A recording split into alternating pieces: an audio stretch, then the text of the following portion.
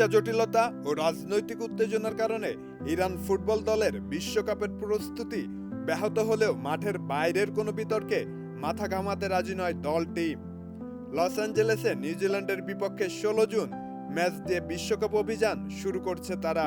যুক্তরাষ্ট্রের সাথে সাময়িক সংঘাত এবং ইরান ফুটবল দলের সহকারী কর্মকর্তাদের ভিসা জটিলতায় ম্যাচটি ঘিরে থমথমে আবহাওয়া বিরাজ করছে।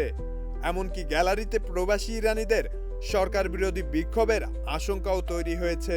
পরিস্থিতি নিয়ে কোচ আমির গ্যালানেই স্পষ্ট জানান, আমরা ফুটবলার, রাজনৈতিক মানুষ নই। চারপাশের হইচই নিয়ে আমরা ভাবছি না।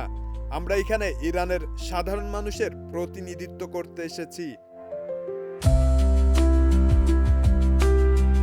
রাজনৈতিক জটিলতার প্রভাব শুধু ইরানের উপর পড়েনি।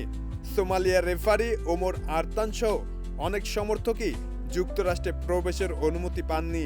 এ প্রসঙ্গে তারকা স্ট্রাইকার মেহেদি তারেমি ক্ষোভ প্রকাশ করে বলেন, এসব উত্তেজনা বিশ্বকাপের আনন্দ মাটি করে দিচ্ছে, যেখানে ফুটবলের মূল বার্তাই হলো শান্তি। ভিসা জটিলতায় শেষ মুহূর্তে ইরানের অনুশীলন ক্যাম্প যুক্তরাষ্ট্র থেকে মেক্সিকোর টিজুয়ানায় সরিয়ে নিতে হয়েছিল। এতে প্রস্তুতিতে কিছুটা ঘাটতি থাকলেও কোচ আশাবাদী, ইরানিরা কঠিন পরিস্থিতি থেকেই সুযোগ তৈরি করতে জানে।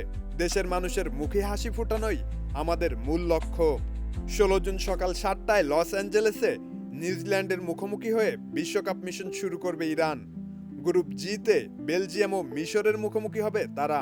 এই দুই দল পেয়ে প্রথমবার নকআউট পর্বে ওঠার স্বপ্ন দেখছে ইরান। শব্দ নীল, দেশ রূপান্তর।